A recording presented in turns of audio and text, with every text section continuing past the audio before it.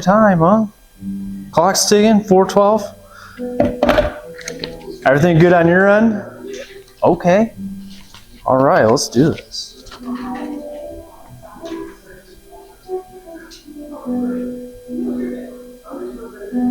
Are we live? Okay. Again, thank you all. Yeah, I know. Well, here, I'm going to be a little honest with you guys. Like, my lifestyle is pretty crazy and hectic right now, and so I'm going to have to rely on my notes pretty heavily. I think heavily. I might just toss them aside and just go off of memory, but yeah, I don't get a whole lot of sleep these days, and I've been cramming for this for the past few days. But so this event is the health and wellness during the holiday season. I know Thanksgiving has already passed, so happy Thanksgiving afterwards, you know.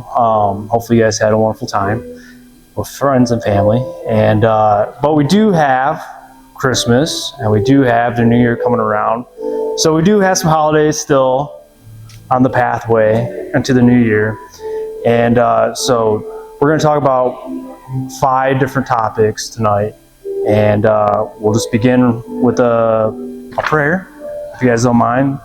So I'll just bow my head, and last one off for our event here.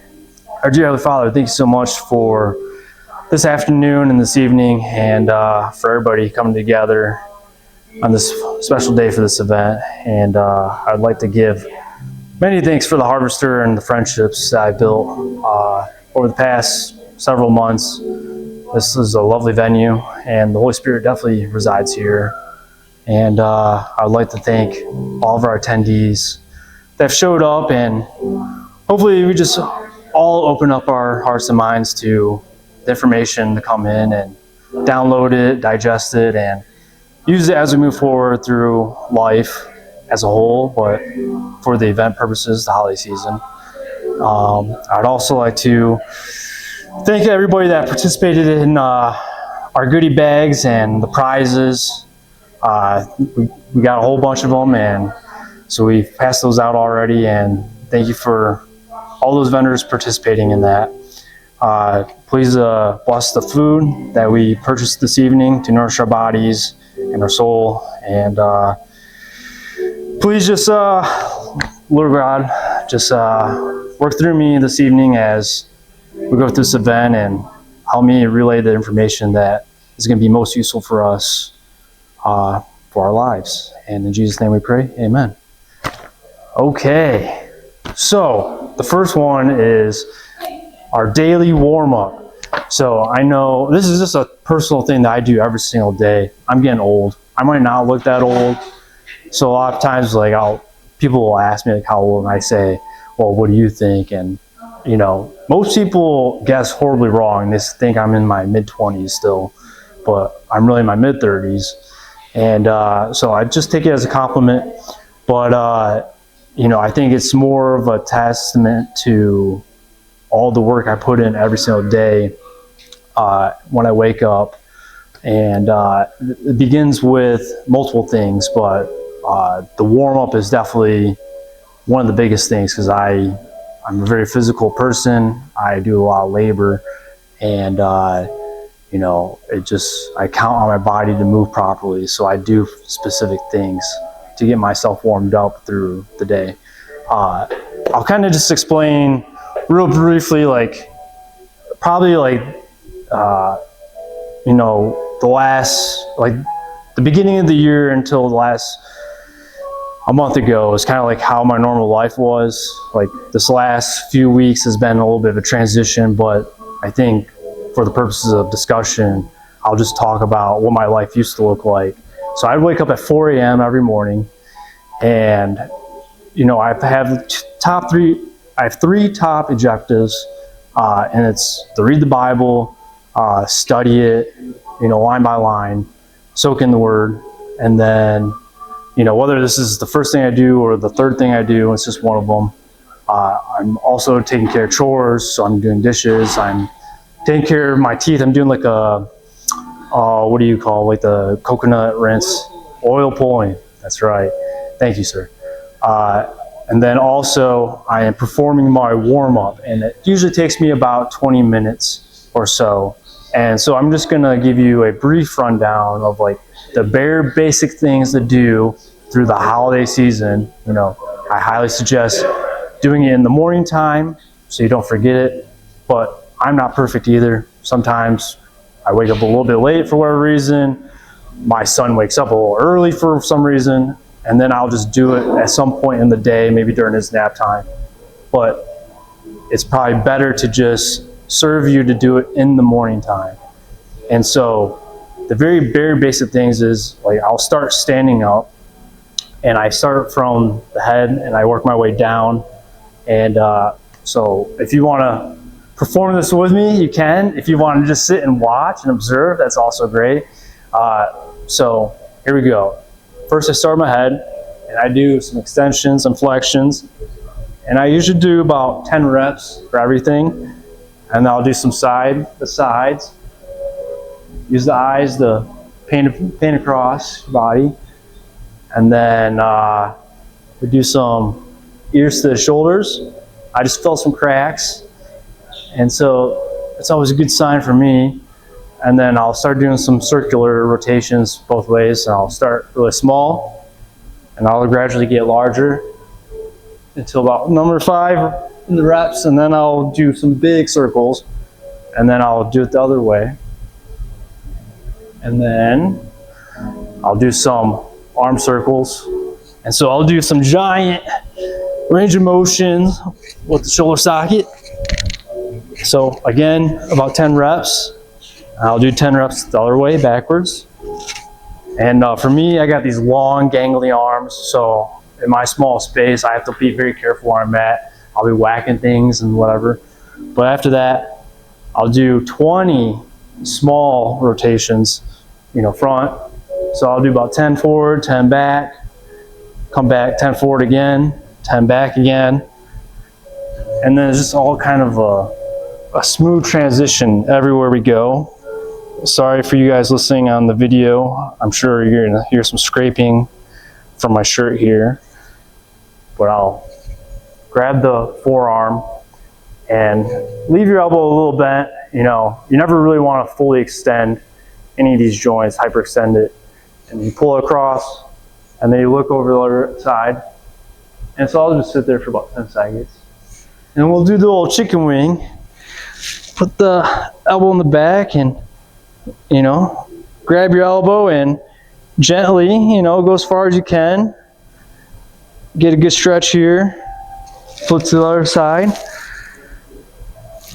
Typically you'll have one arm that can go further than another. And I developed this routine here. First we do some wrist circles here, 10 both ways. I've kind of developed this plan over, I don't know, 10, 15 years. I went to college for health, fitness, and exercise science. And, you know, I didn't really take college too seriously, but I did pass. And never really worked in the fitness field, but this is kind of where I got my baseline knowledge of everything. I used to just be an athlete. So I got something out of it. But here, I'll tell you a little bit here. So now I'm working on the fingers, extending the fingers back a little bit. I'll do the thumb. And then I'll grab here at the top. And I'll pull back a little bit. And so whenever you're doing these warm-ups, just make sure you don't do too much. You should know what feels right, and if it doesn't feel right, you should probably stop. And then I used to bend over, lean over this table at a gym that I worked at, and my back started hurting. And so a PT that I talked with there, she said, if you have some back issues, just put your fingers wherever you feel the pain. So this is usually where I feel mine. And then you kind of want to just stay relatively still, put the pressure on, and then you just extend a little bit. And so for me, you know, just doing a few of these reps, it really took the pain away. And I haven't had that pain since really, but I just haven't stopped doing the motion. Let's see here. Okay, so then I I get my legs about shoulder width apart, a little bit of bend in the knees, and then I do some rotations like so. And this is one of those movements where don't do too much. You know, you can gradually build up to whatever the true range of motion you have. Okay. And then this is where we get some balance in as well. I'll come here and gather my knee, my shin, I'll pull it upwards. Staying here for about 10 seconds. Not quite for the point of this event, but you can take the time at home or people watching the video. And I also did produce a very low quality home video of this full routine. And so you can go connect with the YouTube channel from Be Slightly Better. So here, you wanna, get your balance.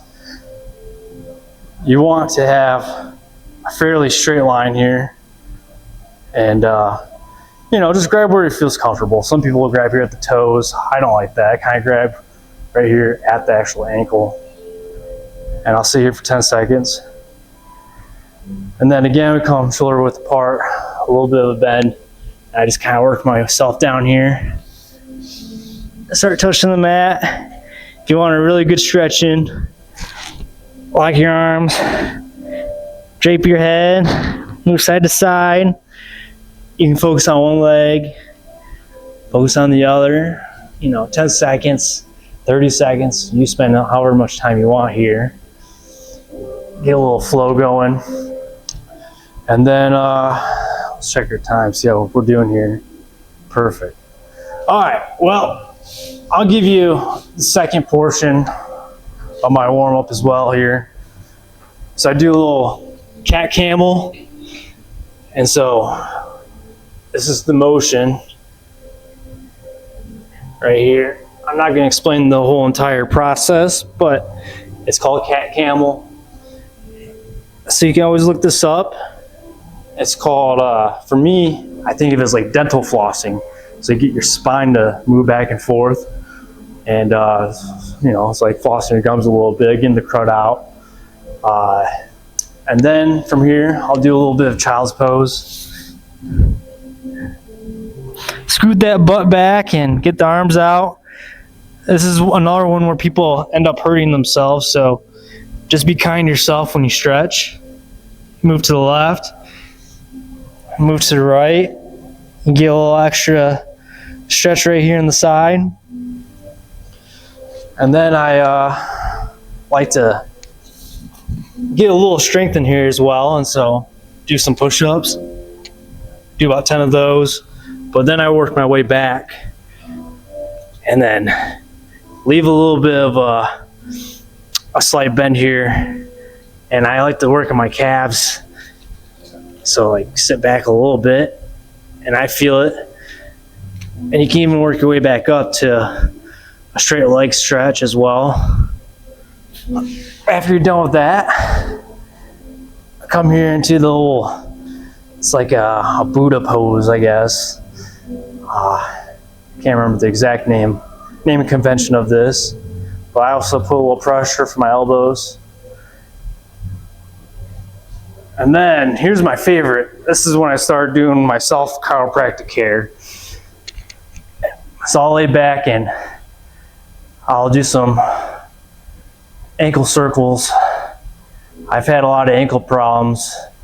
Played a lot of basketball, a lot of rugby, a lot of sports. And then 10 one way, 10 the other. And then do some 10 knee extensions. Here's a good spot to get some crunching activity in. So I'll do about 30 of those. And when we're done with that, I'll give myself a little break and do a little like rolling, like a popcorn or something. And then I'll also get another good straight leg stretch in here. And then this is when I start cracking my back. Depending on the day and how much work I've done, So I'll kind of form a little diamond shape pattern here with my legs.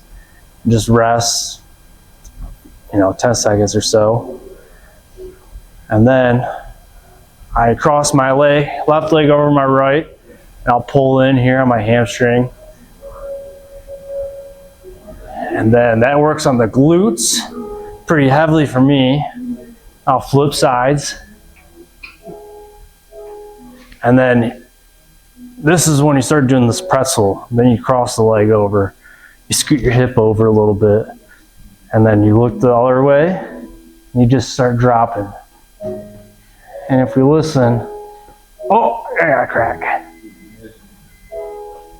I don't know if you heard that or not, but it feels good. And then we'll do the other side. Ooh, there's another one. And then we do a little bridge pose here.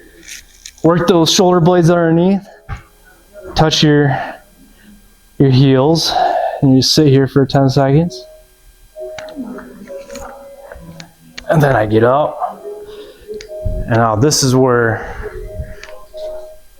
you might think I'm weird, but I also get some foot activity in as well. And so I've had some feet problems as well, like some fasciitis, plantar fasciitis stuff. And so this ball, it's pretty worn out, but I still got half the little pegs in here. But even if it was you had a tennis ball or a baseball, some small ball, I tend to think that would work equally as well. And one of the reasons I focus a lot of my feet is, well, we walk everywhere and we run everywhere. So this is where, please don't be too grossed out, but you're gonna see my beautiful feet. And when I first started doing this, I call these toe curls. And I'll do 3 sets of 10. So you sit here at the end of one side, and you start curling and pulling that towel to you, and you strengthen your feet. When I first did this, I couldn't even pull it at all. But after about, 3 days, I was starting to able to pull it pretty good, and now I'm able to really get a good effort in each day. And so I'll do about 3 sets of those. And then I fold this up. And I'll use this for my knees when I do this last part. And so my hands, I've broken my hand twice, shattered it. I got metal plates in it and screws, and yeah. And so I get a bucket of rice, 5 gallons. You fill it with white rice because it lasts, this has probably been here for at least 6 or 7 years, so it's still pretty good. Every once in a while I'll pick out like a bad grain that's kind of decomposing a little bit, but this is vital to my exercise routine. And very much like your feet, like you're using your hands to grab everything and whatnot. And so what I'll do is I'll stick my hands in, and I'll actually like grab, and then I'll pull it up, release it, and I'll come a little bit closer to you guys so you can see a little bit better. Okay, let's just move this. And so I'll stick them in, I'll grab, pull out, go as far as you can, do 10 reps, and then I'll work on the flexion extensions. So do 10 of these, and then this is always fun to do with my kid. He always gets excited when I pull this bin out, and then I'll do some lateral motions. Stick it in, back and forth, 10 reps.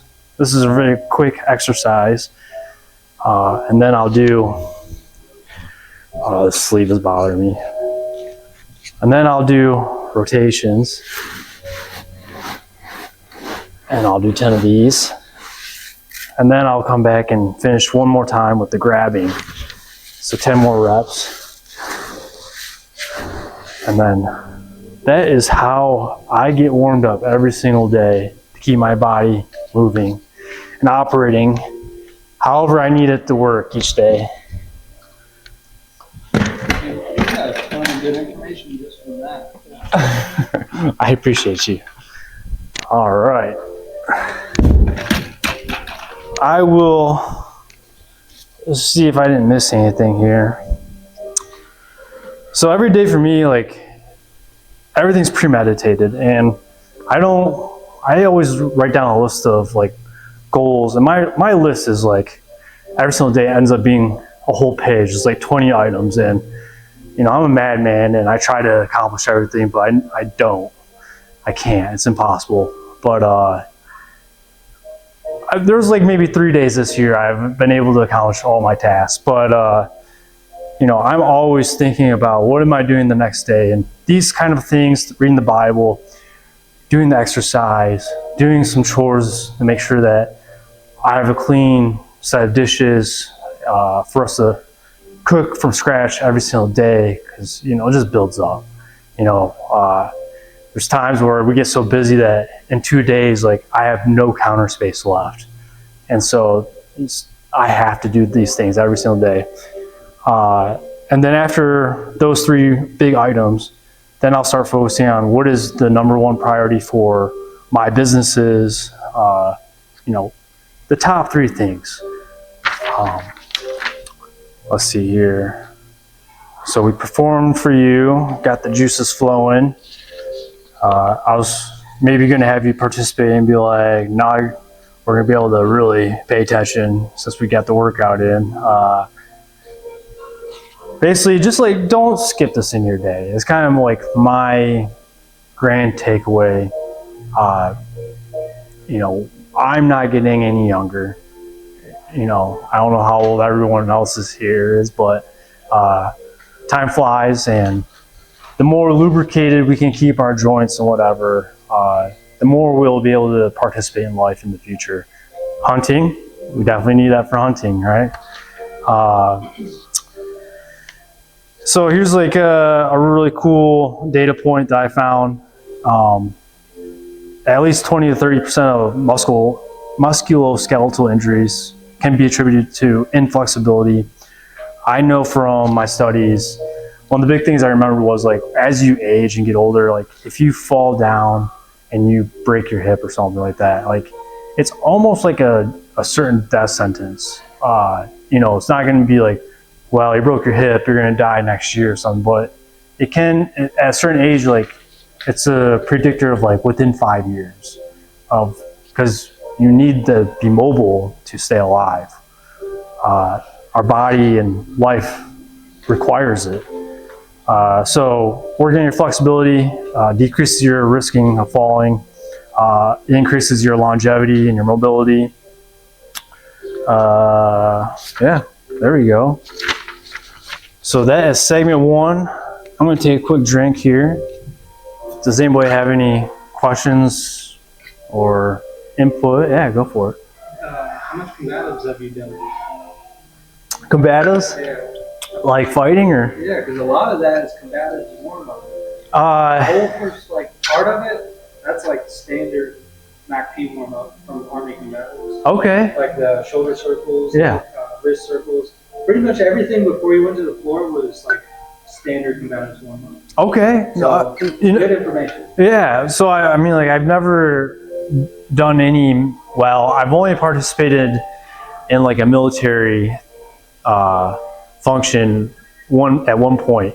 So at the end of my collegiate career, I did this internship at a college, and at this college in Michigan, they're like the number 3 place for police cadets to go and train. And they had all these ex-military guys in, and they were just doing all these crazy exercises, and they're like berating them and stuff like this. And, like, they're even like encouraging me to like be harsh on everybody. And like, as they're like, you suck, you're you're gonna fail, whatever. You know, I'm just like, you're doing great, keep going. You know, and so like in terms of military exercise, like combatives, I guess that's the extent of what I've been a part of. I've done like jujitsu before. Same. I mean, a lot of dojos or gyms will have those similar warm-ups. Yeah, I'm used to like doing the, I can't remember what it's called. It's like Shrimp away. Shrimp, yeah, the shrimp away. That was fun. When I was a kid, I did some karate, some taekwondos, but I barely remember any of that. I think I mentioned like I've done almost all the sports in high school, at least that were available to me at some point. Combatives, that's how I've broken my hand a couple times. They call this a boxer's fracture. And so, you know, when I punched something, basically exploded these two bones right here, the pinky and the ring finger, into like 13 pieces. And it's kind of funny that like, it's not funny, but I can look at it in the rearview mirror and I can appreciate some part of it of like just the learning experience of like, I don't condone fighting really. There's definitely a time and a need for it. But when the doctor put my hand together, I woke up from my slumber and he says, well, we did a good job, but I slightly miscalculated where I needed to place some things, and so naturally my fingers overlap. And so this is where like this corrective exercise allows me to like spread them out further and then don't feel the pain as much.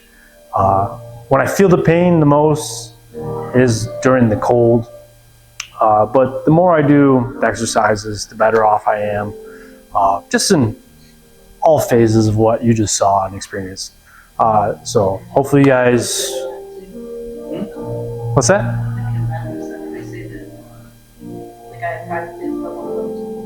Yeah. I think it's probably one of the best things for. Really? You get a good teacher and a good gym. Well, it's really hard to find around here. Well, you know what? I don't know about all the gyms around here. I went to Eddie Bravo's 10th Planet Fitness in Oregon, and so he's like, his system. His system is like very well known. Here, I don't know, but I did provide you something in your bag. Where are you? You live in this area, right? Yeah, and Okay, so in Maineville, there's this place called EvoFit. Do you know where that's at? Oh yeah, is it near the ice cream place? The baseball place? Yeah, so right across from the ice cream place and the, like you take a right at that main stop sign. Yeah. And there's like a place called Victory Pints on the right, and there's an ice cream shop. And then right across the street is EvoFit. Yeah. And so you have a free month pass there. And then also included in yours, the jiu-jitsu part of it. So there's a free, I think it's a free 2 weeks of jiu-jitsu. So it might be worth to send your kids there or something and check it out. You say you played college sports, or did you play? Rugby was what I played in college. It was a club, but I mean, it was still. That's even worse, because sometimes the rules get bent a little bit when you're in this just a club. Yeah. It was organized chaos. That's what rugby is. You know, a lot of people say it's like a mixture between soccer and football, and once you like really understand the real rules and like how to operate and whatever, and then the strategies of what you really want to be accomplishing throughout the match, it all kind of comes together. But it's a very brutal sport. I was usually the smallest guy on the field, and you know, you play offense and you play defense. And so sometimes about you in that time. Okay, all right. So I'll end up having to tackle some 300-pound guy at some point, and this is where jiu-jitsu would come in handy a little bit more back then. I think jiu-jitsu is probably, like, if you were really going to get into like a fighting situation, like it's going to be a close combat, and I would say between wrestling is more of like a pure like brute force type submission style, and that's great. I think that wrestling makes very disciplined folks, and jiu-jitsu is like more of like a mental chess match, and like you can almost like get out of any situation if you know what you're doing, but also like you're focusing on submissions of specific areas, so like around the neck. You isolate joints, and so it's a good way. Like I see a lot of videos of trained jiu-jitsu people that like stop robberies from happening because they're able to take them down, put them in a compromising position, and then literally just like sit on them and wait for the cops to show up or something. Especially like females. You can watch a lot of females in these videos, like from Brazil, because everybody in Brazil is a jiu-jitsu artist. Not true, but you see a lot of that. So it's entertaining to see people that understand jiu-jitsu, and it's a very practical thing in your life. And then in terms of distance, like a striking karate type course would probably be good for your kids. I guess you just have to figure out what do the kids' physical abilities actually kind of look like. Discipline and anger management. Yeah. And specific boys, but I'm sure from the and they say that like for females, like tap dance down the 8 or something like that, and it's the same thing for their minds. I remember saying that. Sure. Well, I think it does stimulate the mind because you're thinking about like specific movements. Like it's like fighting is. I watch a lot of UFC, and so I enjoy fighting a lot. But it's, these guys, they're contracted. They know what they're doing, right? And so they're the highest, like they're the cream of the crop when it comes to skill sets, and like you get to see it on live, like an example of like, well, what happens when you put a wrestler up against a karate expert or something, right? And I think that like it's like a dance, and so like you're moving around, reading other people's bodies language and whatever, and so it's very stimulating for the mind. And I think I'd almost err and say it's probably equivalent to a child learning to play music, on stimulating the mind, and you'll see the benefits probably later on in life. But yeah, I think it's good for kids' growth. All right. Hopefully that answered your questions. Okay. Everybody good? All right. Well, this next one is the electrolytes. So you all got some goodies. In the goodie packs, there's 3 samples for each of you, and then you got 10 bonus ones. And we use salt, Redmond salt. We use potassium and magnesium, and I think I got some examples so you can all pass these around. And so we've found that, I'm not going to say each of these are the best, but they're the best that we can do right now. I think Redmond's is from Utah or something like that. So they might be closer to the top of the chain, but in terms of the potassium, magnesium, there's probably a better option. But that came highly recommended from some of my research that I've done. And then let's see here. So this is I'll give you a short story of why we started doing this in our home. So like we've been fairly aware of like electrolytes and stuff, but we just never really did anything about it. And one of the businesses that I own is as a contractor, and so landscape, natural hardscapes, some handyman stuff. That's kind of the realm of contracting that I live in, and hopefully in the future there'll be some homesteading objectives, more homesteading than anything really. But there was a client of mine, and she had this house in Hamilton, and her and her husband, they've let this place go. They moved away up into Lebanon, and they wanted to sell it, and it became so overgrown it was very much a jungle. And so the first day we cleaned up the front yard, and I hired my very excellent assistant to help me with that job. And then the second day we talked about for a few days on the phone, and it was just really came down to a money thing. And so I ended up going solo on this job to clean up the back space, and I had to rent a chipper. And this was in the summer, and it was during the period, it was like the hottest period of the time.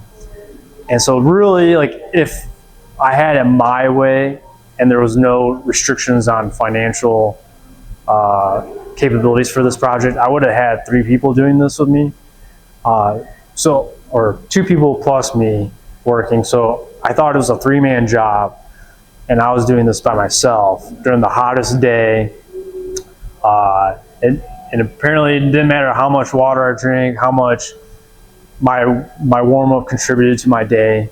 That was the first day that I really experienced like almost like heat stroke kind of symptoms. I was cramping up at the end, left and right. Like I would do one thing, and then I would be dead in like 2 minutes. And then I just actually sit down, and like my business is called beast mode. And so, I don't give up very easily. And this is one of those moments where I felt weak, but all things considering, it was a 3-man job, one person doing it all during the hospital period of time. And on my way home, I was feeling sick and nausea and whatnot. And that's the day I fully committed to purchasing, these key ingredients to making my own electrolytes. And they've been like very helpful in my daily activities. I will say that over the past month, like I've only been letting my wife do them because she's super pregnant and she needs more of these supplements than I do. So I've kind of taken a back burner lately, and she'll have 2 each day. And so when I do a full day of prepping them, here, I'll open this pack up. Or here, I'll just, for the video purposes, you guys already got them, you know what they look like. So I'll put them all on a table, and I'll do about 3 months supply. And for like 1 month, it takes me an hour to dish out every single one. But it's a lot of labor up front. But I think you reap the rewards each day, because then you put it in a jar and you just pull one out. And we like to mix it with pineapple juice, organic, you get your whole food vitamin C's. And I can't remember which one it was. It was either the potassium or the magnesium, where it allows your body to absorb it more efficiently. But that's why we add the pineapple. A lot of people like to do orange juice. But I would just advise, like, whenever possible, just get organic, not from concentrate. As much as you can trust the source, I guess. But that's what I do. Sometimes I'll put my methylene blue in there as well and mix that up and make a little super duper concoction. Let's see here. So by no means am I a scientist or a nutritionist, okay? And as you can tell, like, I don't remember which one it was that required the whole vitamin C to help absorb it, but the primary electrolytes are sodium, potassium, magnesium, calcium, chloride, bicarbonate, phosphate, and sulfate. And a lot of them, like, it just improves your hydration, which in essence, like, it's the maintaining of the fluid balance within the cells of your body. Is the body's fluid balance by attracting and retaining water in the cells. And being hydrated improves your cellular function, your nerve function, the muscle function. So hence, like, when I wasn't well hydrated, didn't have the electrolytes, I was cramping up pretty heavily. Temperature regulation, I remember that on that day, like, although it was really hot, like, I was burning up even more so. Kidney function, your pH balance. So there's a lot of really good benefits to having electrolytes on a daily basis. Well, let's see here. Some of them regulate heart function, muscle contractions. Some of it is for your bone health. So obviously for calcium, like dairy products, there's some leafy greens like collard greens, I believe, are pretty high in calcium for a plant. For magnesium, a good source is nuts, seeds, and whole grains. So potassium, bananas, avocado, spinach, sweet potatoes, and beans. So you can get a lot of this from, like, your daily nutrition, from what you eat as well. But this is just a extra benefit, you know, depending on what your dietary situation looks like. And we do half a teaspoon of this right here. Let me just get the actual.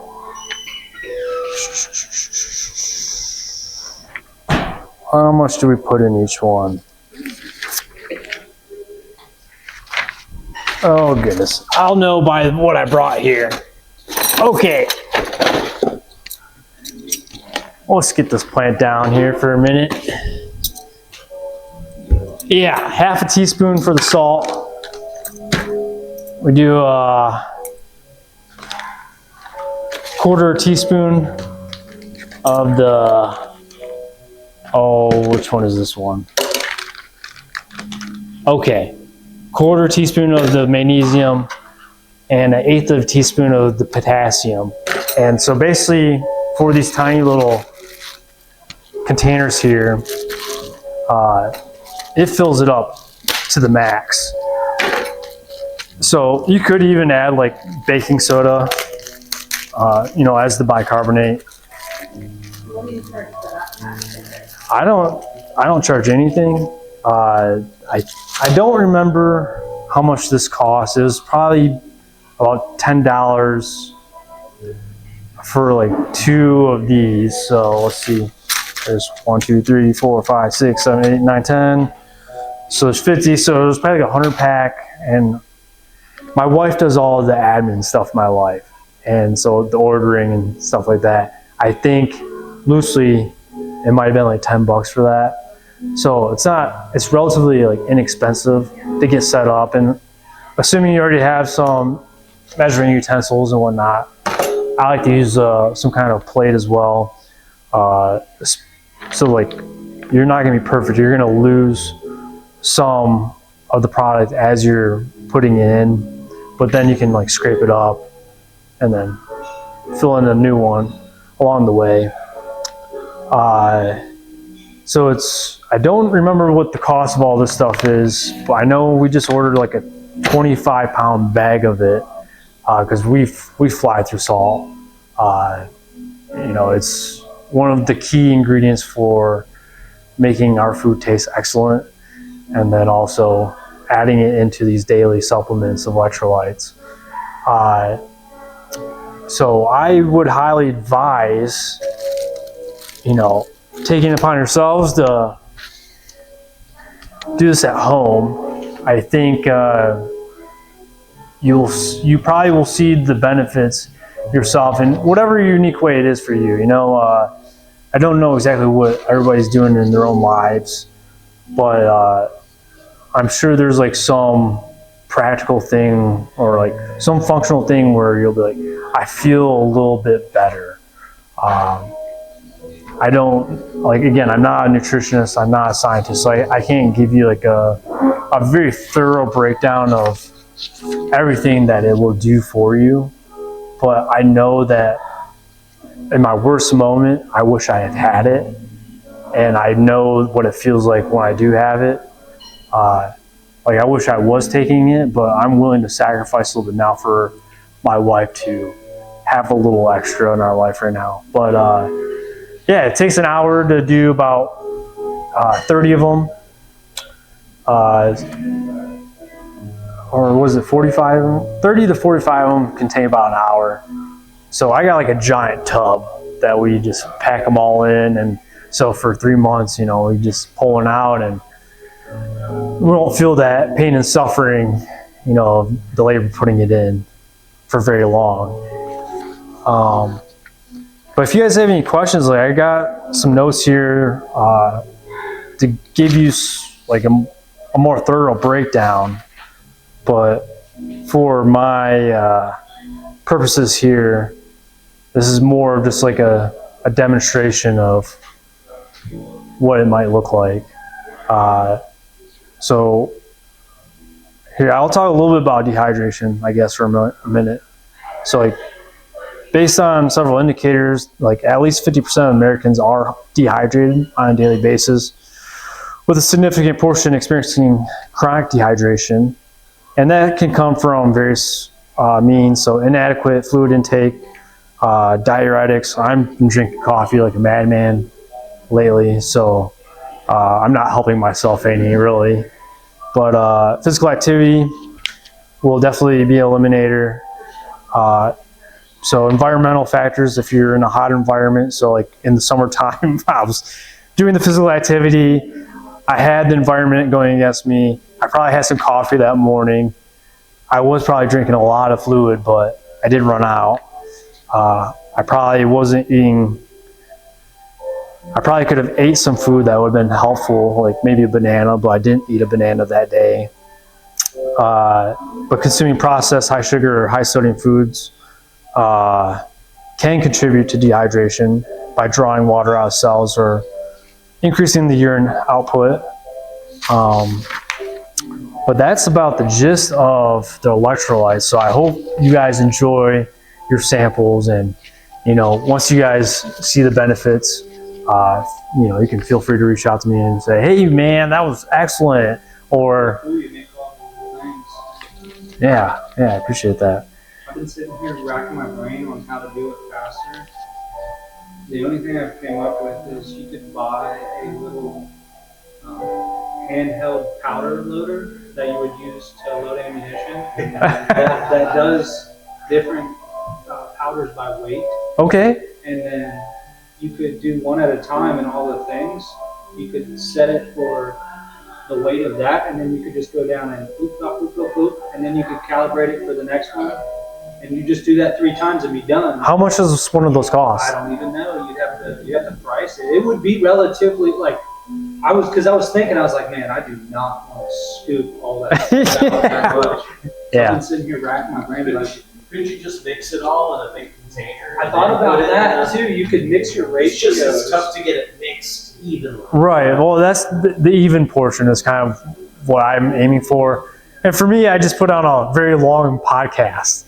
And yeah. Well, I was thinking about for me if I wanted to do it, because I was like, man, I don't want to scoop all that. Yeah. But that's the only thing I came up with that would streamline. Well, I'm all about efficiency because I am a thorough proponent of time is our biggest asset. And so if we can reduce time, I'm all for it. And so I like ideas like that. That might be that.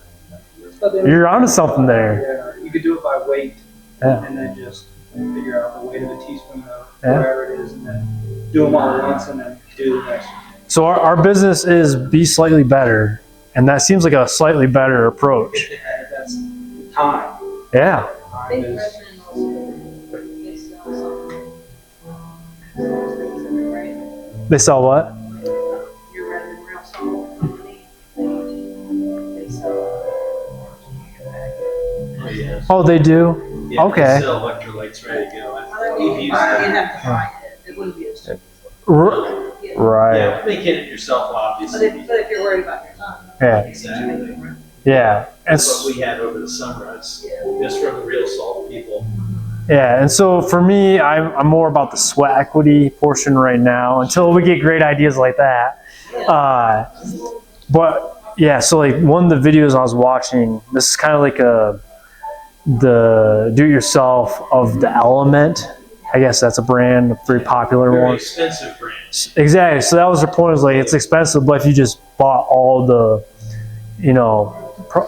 items yourself, and then put the sweat equity in, cuts the cost down.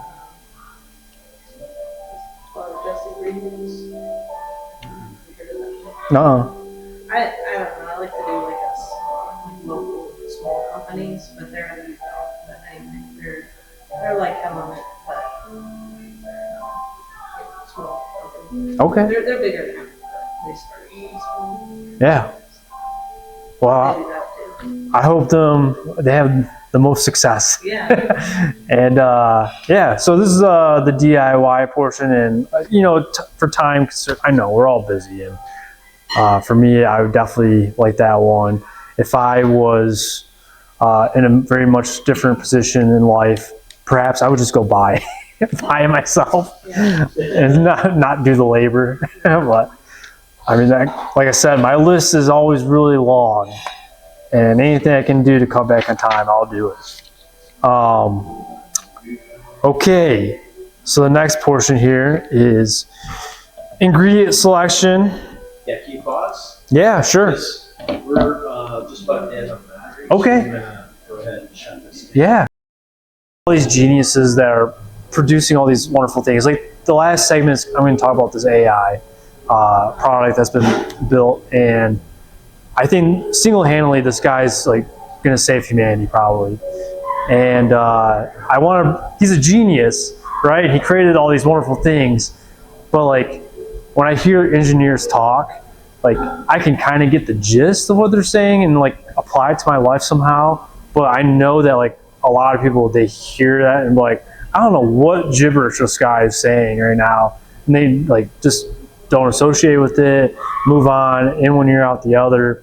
I want to kind of like bridge that gap of those two worlds of like just the average Joe to these geniuses like that are saving humanity.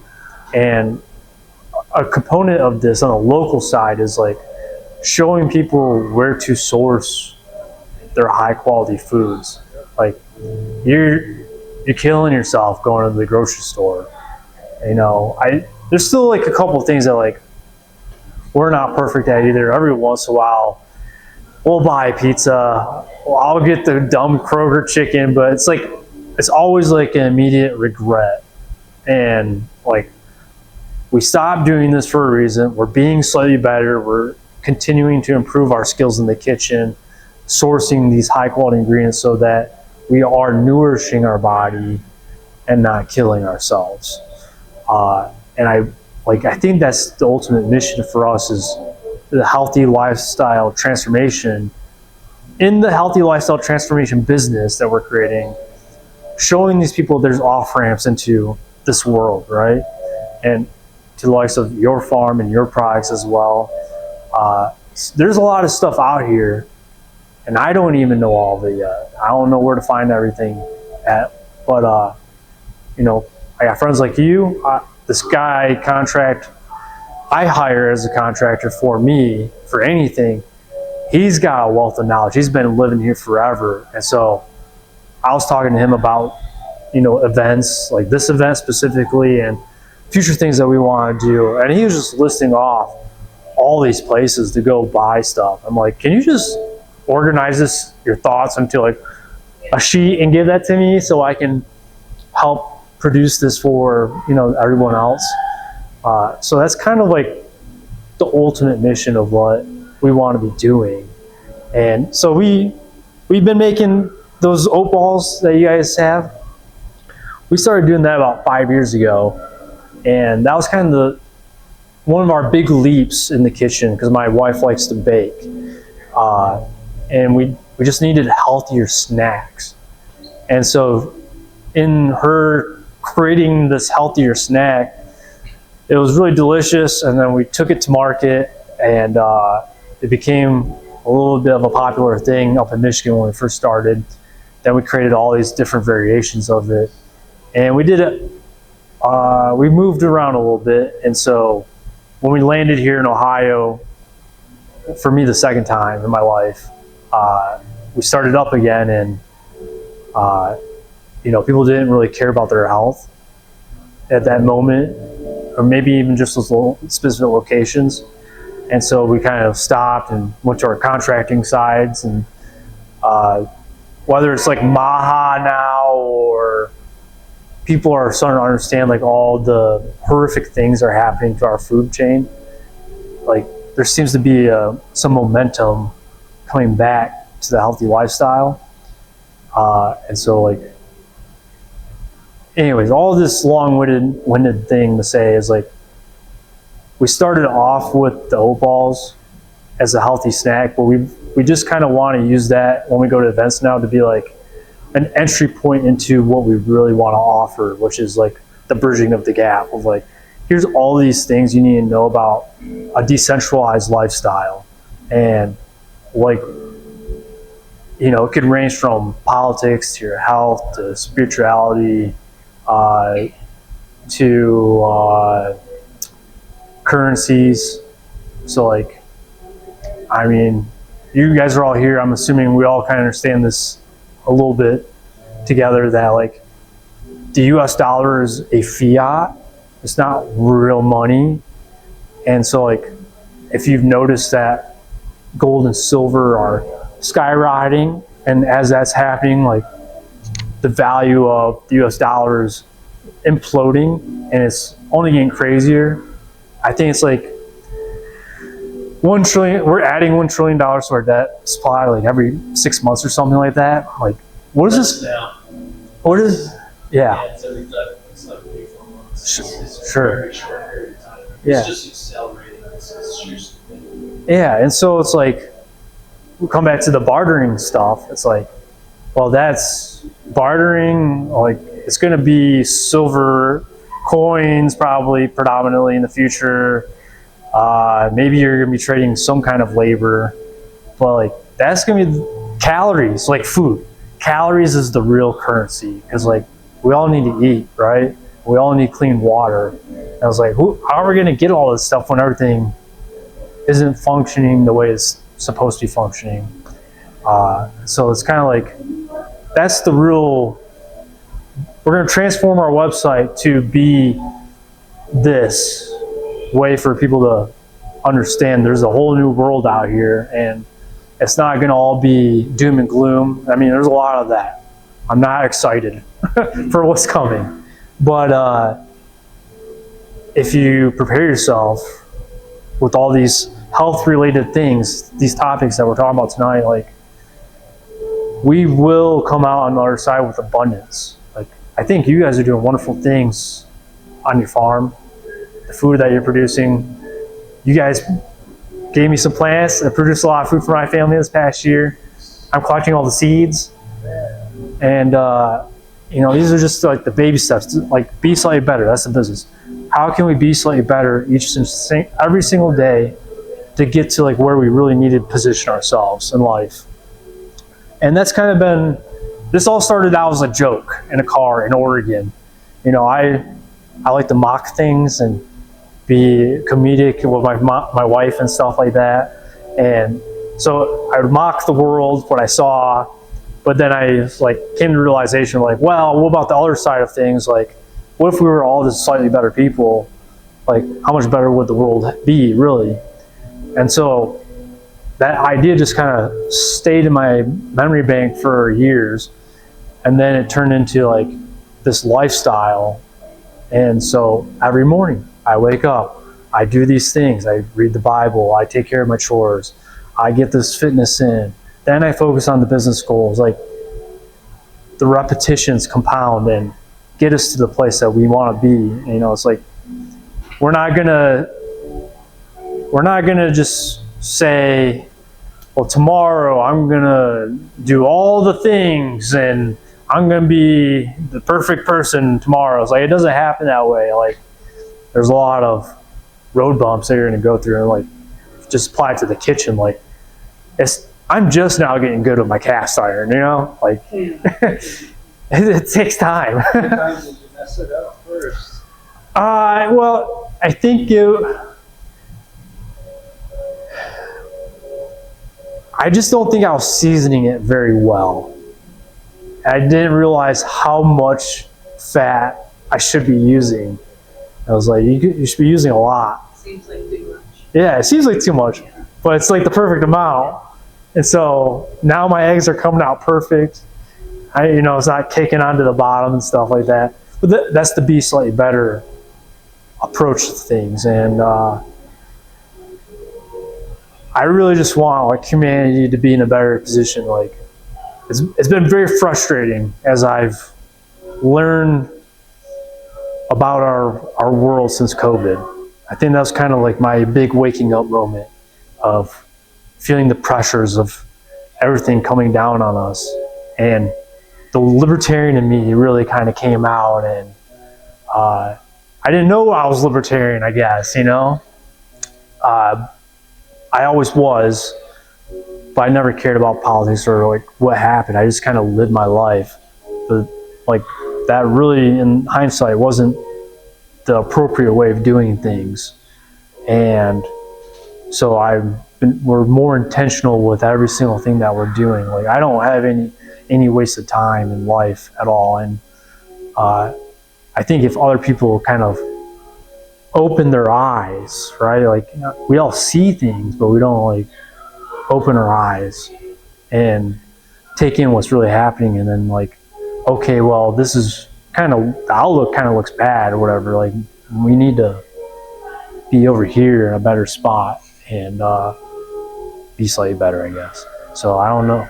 I feel like I'm just rambling on about all this stuff now, but being all preachy or whatever. But Philosophy's good. yeah, that's just kind of the gist of what we're trying to do with our business. And not just, we want to make these food products and stuff, but I think in the future, being more of an event space, like front facing, trying to educate. I don't really want to be the sole educator. I'd rather find folks that know what they're talking about more than I am and just kind of coordinate things. That's kind of more up my alley, I guess. But I just kind of do what I have to do to move the thing forward, move the ball forward, point the needle in the right direction. So like, someday maybe I'll have you come speak about, hemp and farming, whatever, and beef, and maybe you got some wonderful topic that, well, we'll come back to it around in the future, so and see. But maybe it'll be something like, well, I took my kids to go do jiu-jitsu, and this is what happens in parenting, when you apply that, right? So events is kind of what we see ourselves as the future, and then bridging that gap online to show how we can be better and where we can find better things in our society in abundance. There is abundance out here, but it's really hard to find. All right, I need a drink of water real quick, and then let's see what time it is. Okay, so I have an hour. I can cover these last two topics in an hour. This next one will be fun because we're going to make some oat balls. I'll show you my process. And yeah, there you go. Go snack on some real quick. I think I just covered a lot of this. I was going to tell you our story. The kitchen is the first building block on any transformation journey. I think it's like whatever we consume impacts our body, our mind, and how we think, and then how we interact front facing with society and stuff. Yeah, I told you about I eat chicken from Kroger every once in a while and I regret it. Really, like, all right, so the section is ingredient selection and recipe manipulation. And so really the gist of this is like, let's ditch the refined sugars, especially in baking. And we can use, here we go. This is raw honey from Newtonsville. That's the same people that had the candle, or where the beeswax came from. So right now we have a wildflower honey, but they have like 500 hives. And so I buy 5-gallon, 50-pound jugs.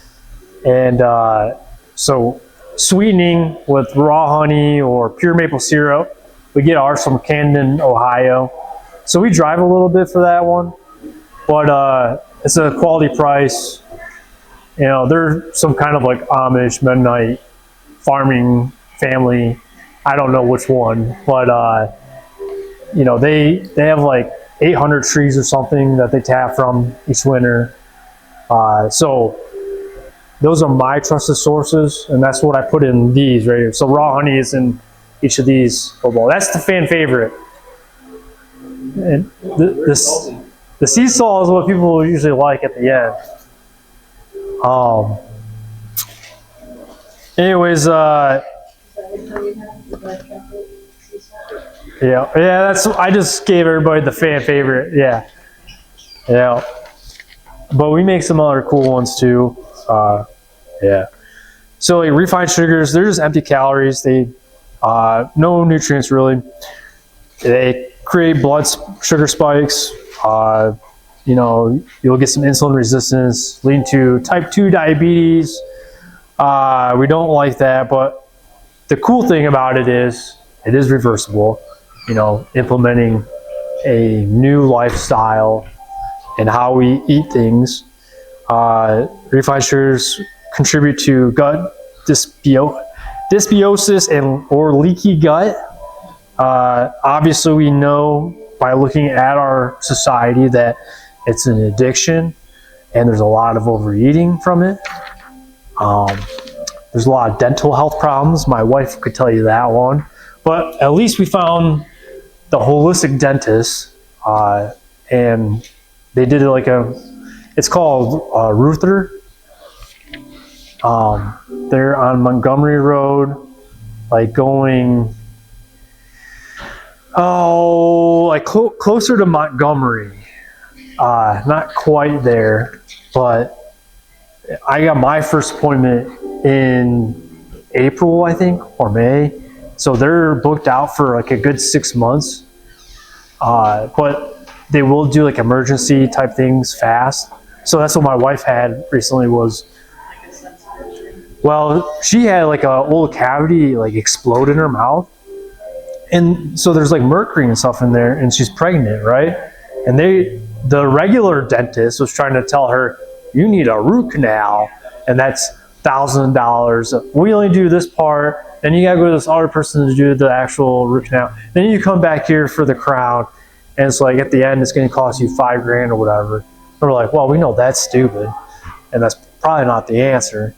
And so we said no, and then we got into Ruther for the emergency session, and they're like, yeah, that's not really a high quality procedure, and you know, there's numerous reasons why you shouldn't get a root canal, but they were able to remove that broken cavity area, and I think there's like some ozone process, whatever, to help get the mercury out, and then they refilled it with like a more natural filling. I don't know exactly what it was, but it worked. You know, she doesn't have any more problems.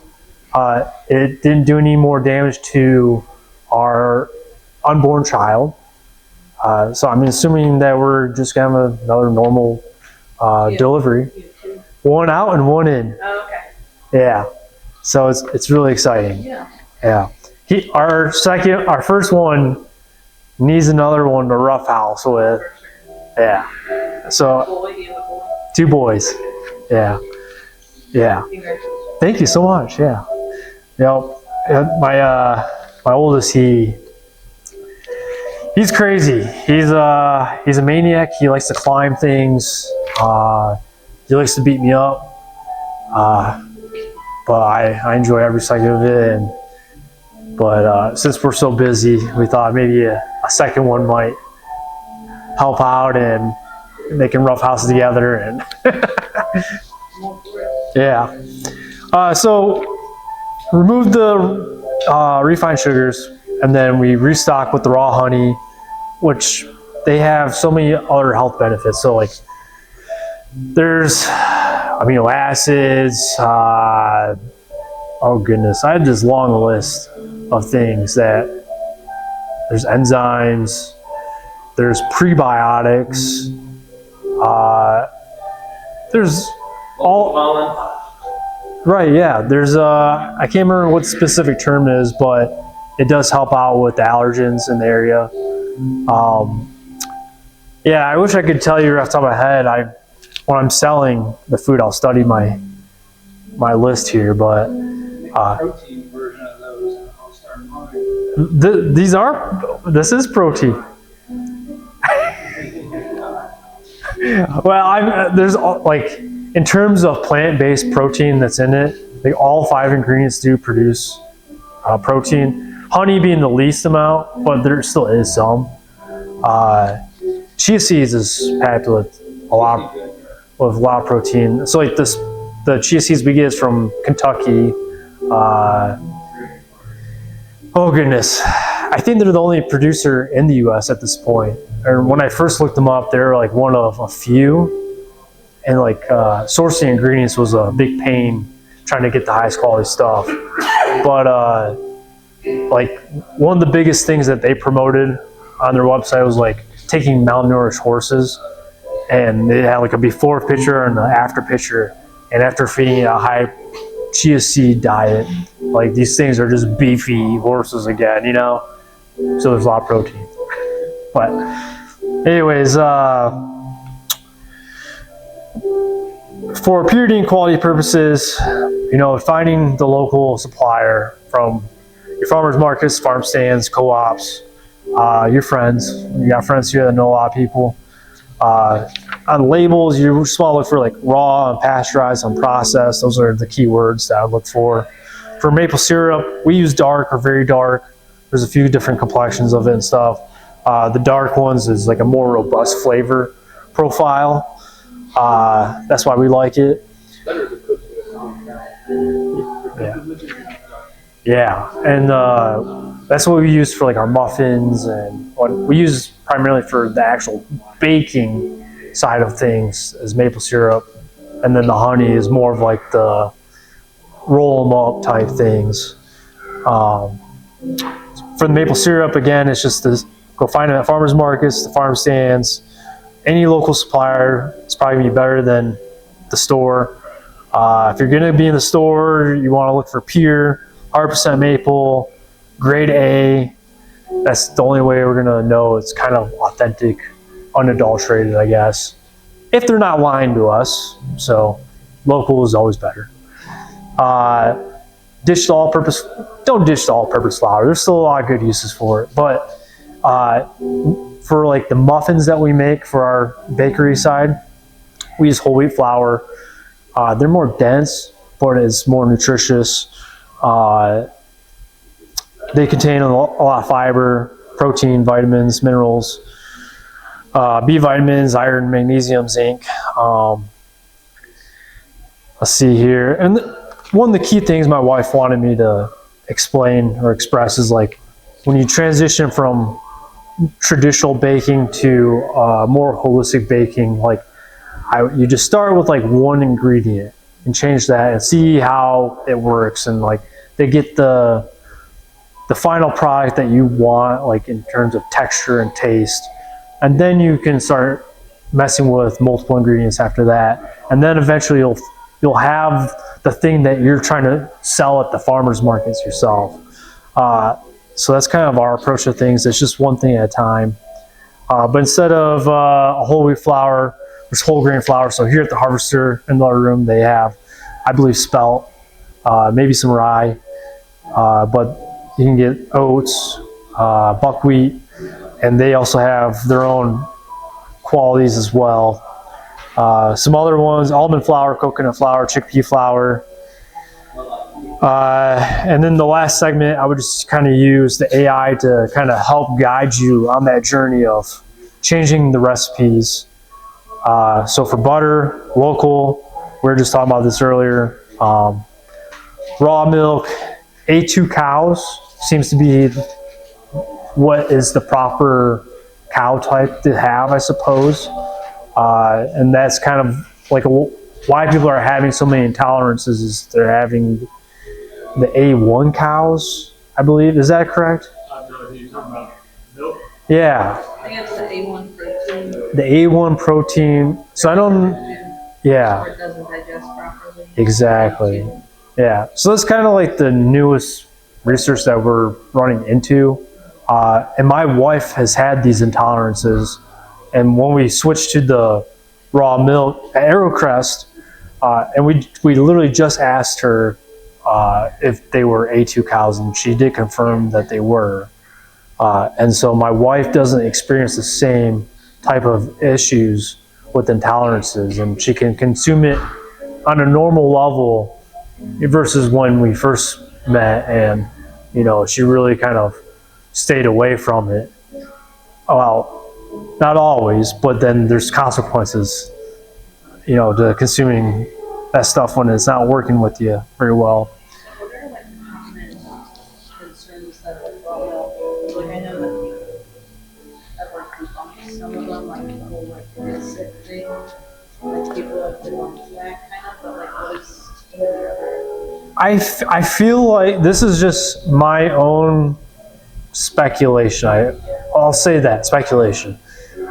I think that like the normal like systems that like the FDA, I guess, would be one of them that will crack down on farms for doing stuff certain ways. It's like they want everything pasteurized. They want to kill all the nutritional things. To me, I think it's more of a nefarious thing. I'm under the impression they want us sick and to keep us in the sick care society or medical treatment, what they call healthcare, I guess. I call it death care or sick care.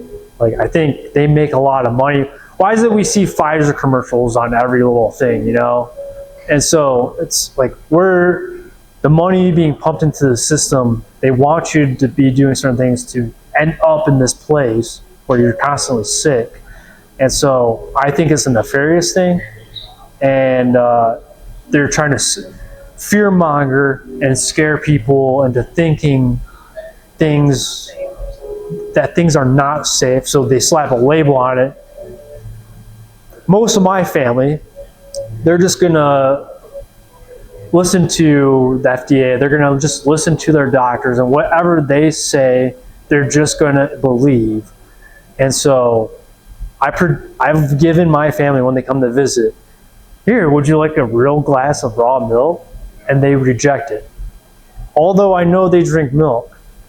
And they think it's just like I'm just the weirdo who's buying pet milk, or like they feel like they're like the meat and stuff like that. Yeah. But if you too much, like I think the first time I realized it was that because it was like super dark and like weird looking, and then you realize like no, that's actually real. It's the stuff is not good. You know what I mean? Yeah, they do dye. I don't know until I've seen the real. Right. Why does mine look different? Yeah, if someone looked at like one of the deer carcasses that Yeah. we're cleaning, they Right. would probably be like, "This is not edible." Right. And in reality, that's just for convenience. That's what it really looks like. Yeah. My husband will go hunt and he'll get it processed and he brings it home from the day that does all the things. He'll bring it home and I'm like, okay, look at that. Because he doesn't cook me. So I'm like, what is this? Because I'm like, that doesn't look anything like anything else I've done.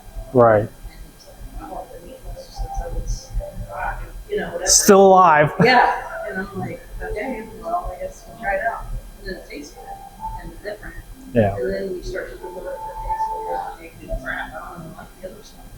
It's kind of Yeah. funny. It's like we have hens, Yeah. so we have our own eggs. Yeah. And we're used to seeing when I'm used to cracking open an egg and seeing its bright, like orange yolk. Yeah. And you get them in lately, the weather's changing, Yeah.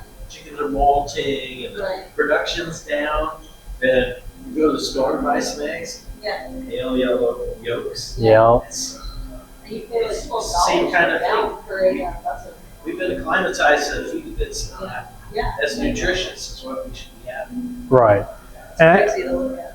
I think that's like a really great question because most people would probably ask something similar to that, and it's just I feel like we've just all been lied to so much in our lives that like you hear the lie so many times that like you almost just inherently think it's kind of the truth or something. Well, it's hard to be called crazy so many times that you're like, you know what I mean? The raw milk thing is a huge rabbit hole that if you go down, you'll just be like, this is insanity. Yeah. On why like pasteurization actually became legal Yeah. and like the mafia ties Yeah. that played into that, how I've all actually that looked into conspired. Yeah. It's a good even Google project. It is, but it's hard to even find that information. On So- Google, yeah, you have to go do Yeah. some private browsers. Well, I think the last segment is going to be the most important one. I think this is where it's the game changer to all. This answers like everything that we want. But yeah, it's I feel like we just need to like burn all the dead wood that's like we've been like infiltrated with. Right.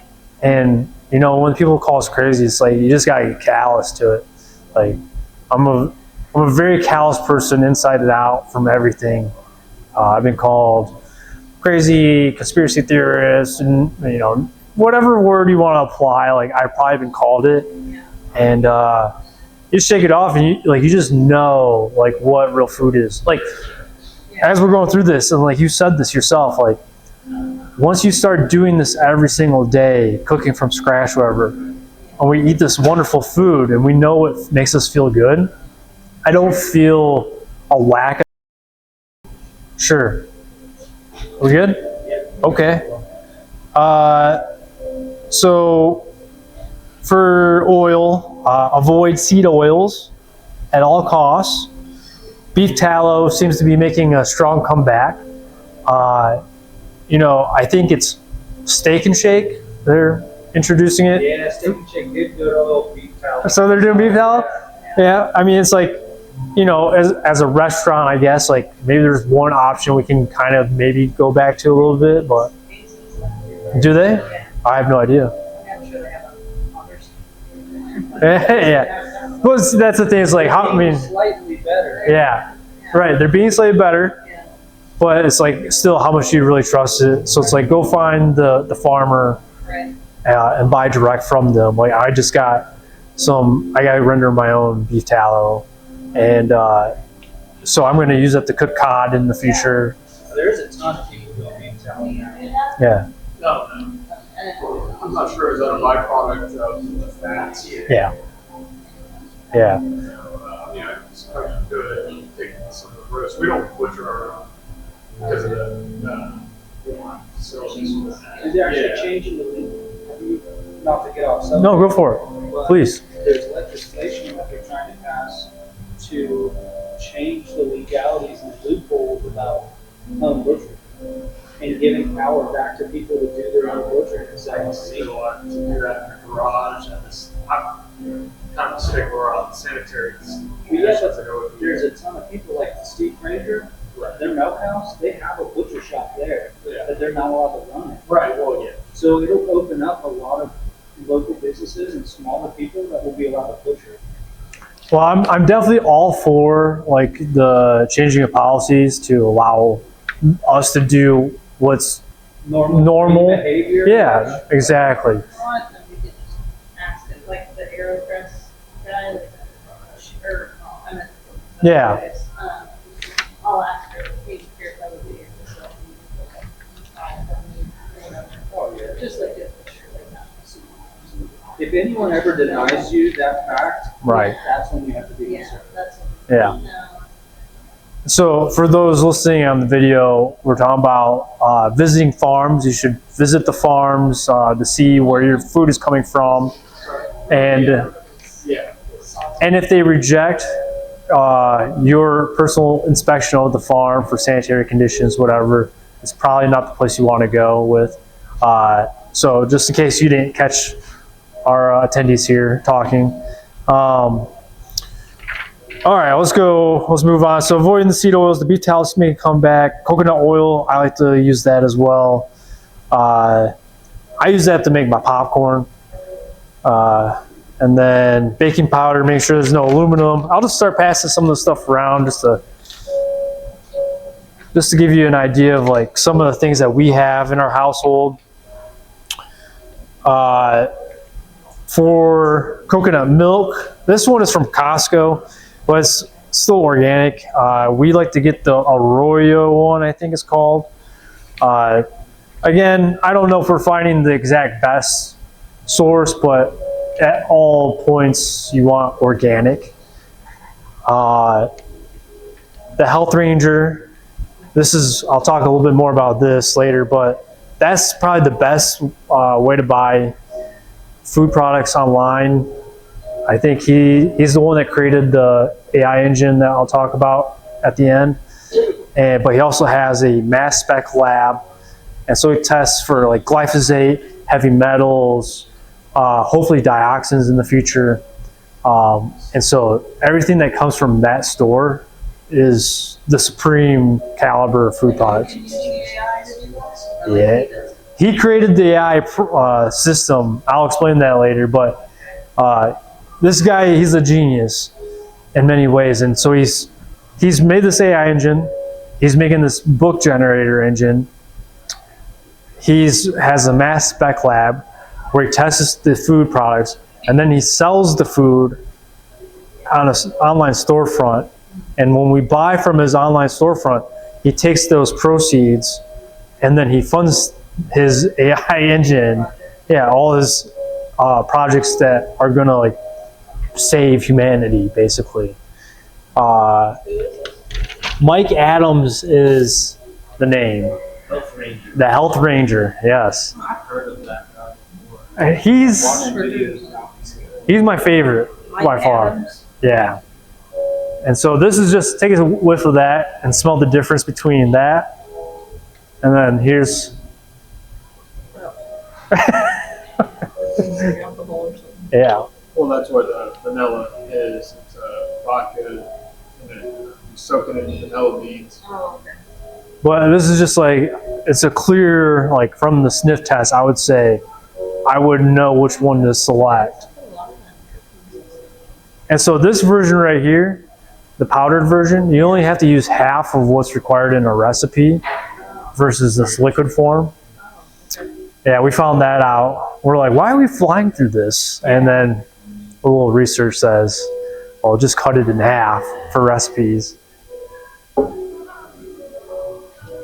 I mean, is it pretty clear which one is the winner? Yeah, that's crazy. What about you guys? I like the powder. It's kind of weird smell. What do you think? I'm a fan of, my wife does her own vanilla extract, and it makes the cookies taste really She good. does her own? Yeah. That's okay. It does take a long time. It takes about a year for it to sit in the, but once you get that going. Oh. Her and her mom's always make their own vanilla extract. They'll do it like a gallon.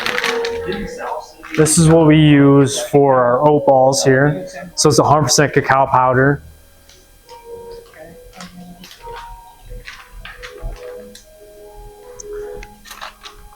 And then here, I'll just keep putting them down here. So like that's our Ceylon cinnamon. And so that comes from Sri Lanka. And like we would want to use this versus like, I think it's called primarily like a Saigon cinnamon that you get from the stores. And so when they come from wherever you get the Saigon cinnamon from, they're not treating the crops very well. They're spraying it with the glyphosate and all this stuff, which then is giving you negative health benefits, right? Versus the Ceylon cinnamon, and it's got its own distinct flavor as well. Let's see here. And then here's another thing that you could do is dehydrate. So these are morel mushrooms. And so these are just different ways that you can change up your pantry. And those came from my mom right there. And all those down? no, in Michigan there's a lot, plentiful. We talked about salt. I showed you the vanilla bean powder. We did the smell test. Eggs, we kind of touched on the eggs a little bit. So yeah, you want to get those locally. When they come out, that weird yellow color, it's not what you want. You kind of want the orange, deep orange color. We did a DIY pie pumpkin puree, and so for Thanksgiving I had the most wonderful pumpkin pie I've ever had in my life, and I ate about half of it myself. No regrets at all. And then my wife also found this really cool way to use it to make waffles, and so we make homemade waffles. Like we make banana waffles, but now we make these pie pumpkin waffles, and then we freeze them, and so every morning we have something we can just pull out and then throw it in a broil, and then it'll heat it up. And it's a good way for us all to have something that's pretty healthy and quick. And then, you know, you can put maple syrup on it, or we put peanut butter and make sandwiches. What oil do you use for that? Butter. We use we'll have to get back to you on like the actual recipe that my wife uses, but I know that like in the process of it, we use butter. The cacao powder, we pass that around. 70% or more dark chocolate is preferred. Let's see here. I also got one more thing I thought.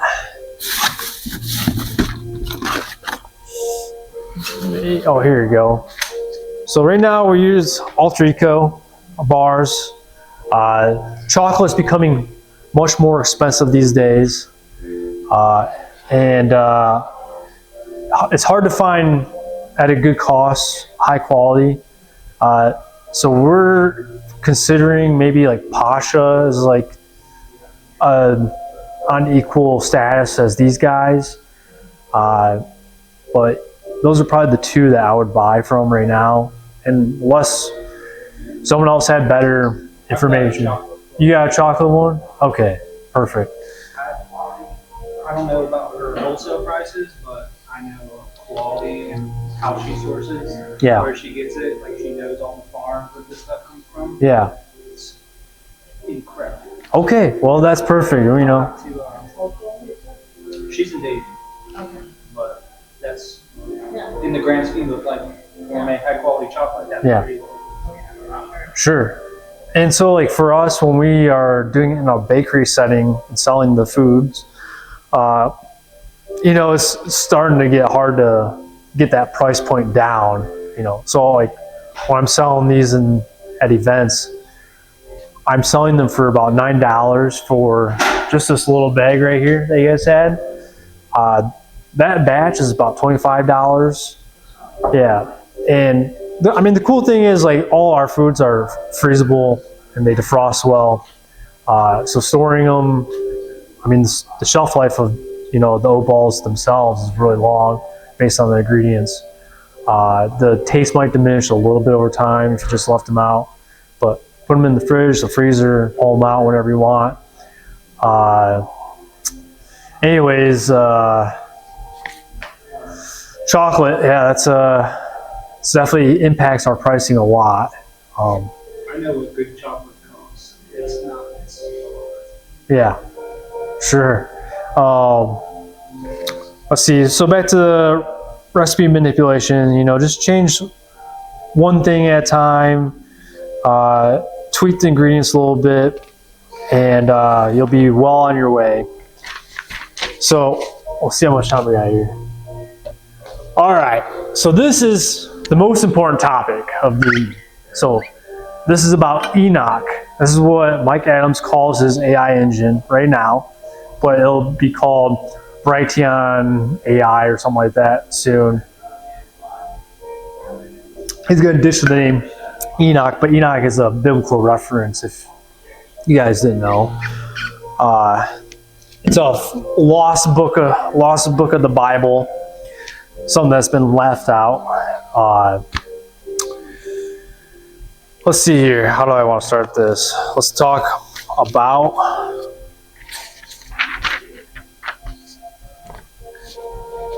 so basically everything Mike Adams does. I talked a little bit about all these things. So he's the health ranger. He has the storefront. He has his own mass spec lab where he tests his own stuff to sell to us.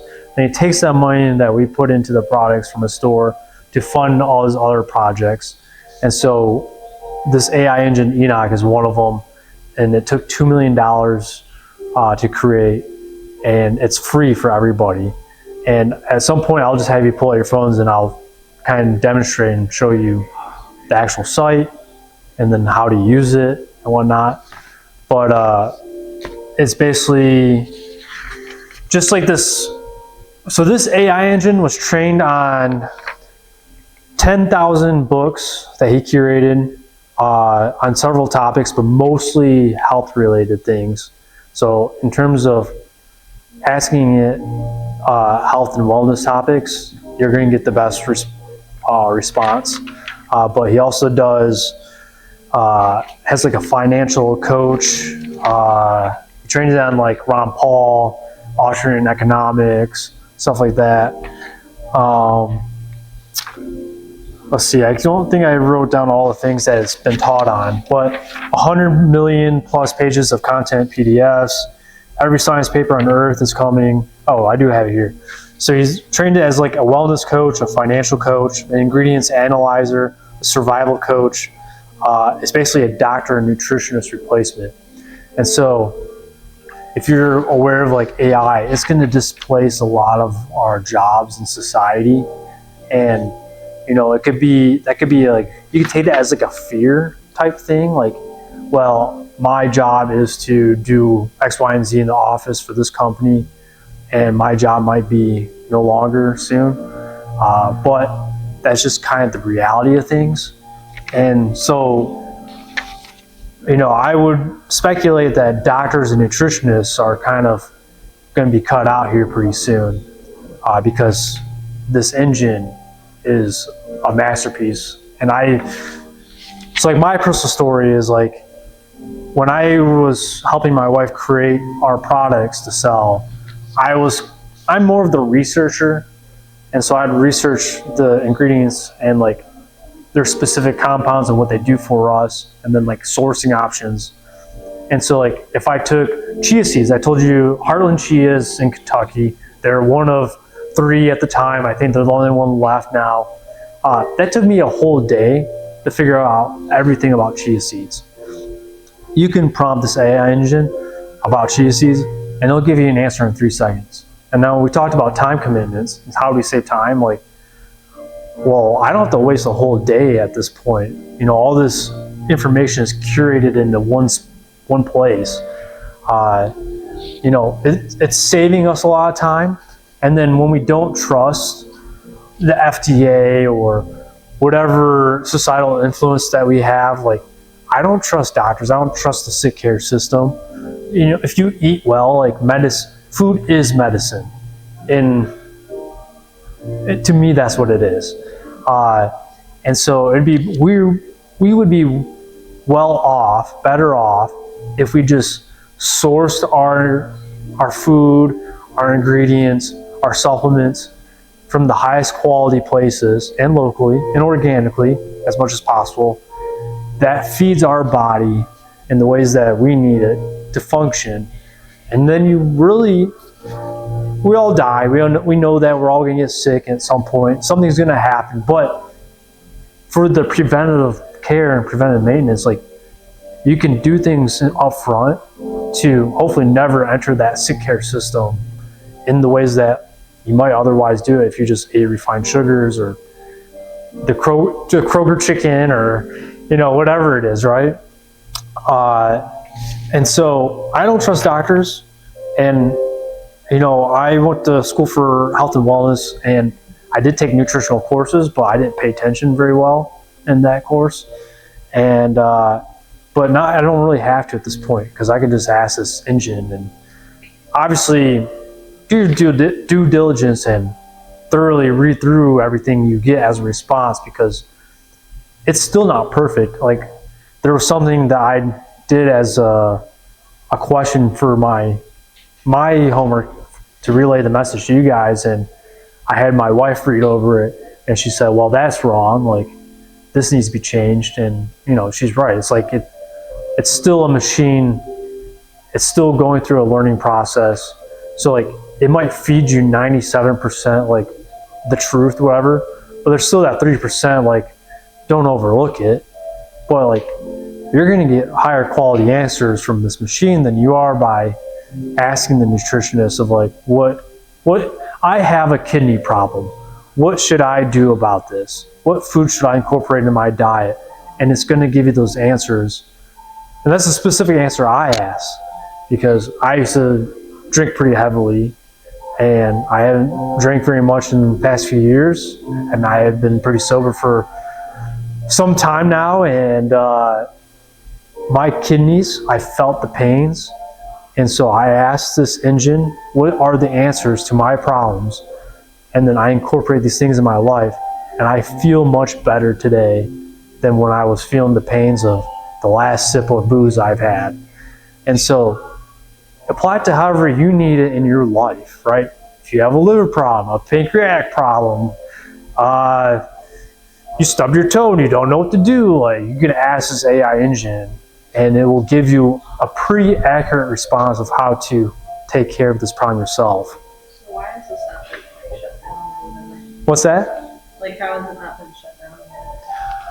Well, because it's decentralized. So everything that this guy does is on his own dime, right? He's using his own enterprises to fund this thing. It's not on, I guess like a way I could probably describe this is like AWS is Amazon Web Services. So like, if maybe he was on that, like, he could be more easily attacked and they could shut all his sites down. But because he funds everything himself and he understands the complexities of society, like, he's almost like unbannable. But like, he doesn't make his own internet. Right, he doesn't make his own. Go In some ahead. ways, he is banned. I mean, because Well, YouTube you can't is. get onto X, for instance. Okay. Sure. They will not. Right. To this day, even after Musk took it over and made it, now it's all free and censorship free and all wonderful. No, Right. he's still banned from X. That's from the Dorsey days and continues today. The other thing is that there are other platforms. He's not allowed on a lot of mainstream platforms. Sure. He does get moved. He does get moved. Right. But he just goes to the alternate platforms. And he created his own social media platform too. And so like all these things kind of fall under the Brighteon enterprise that he created.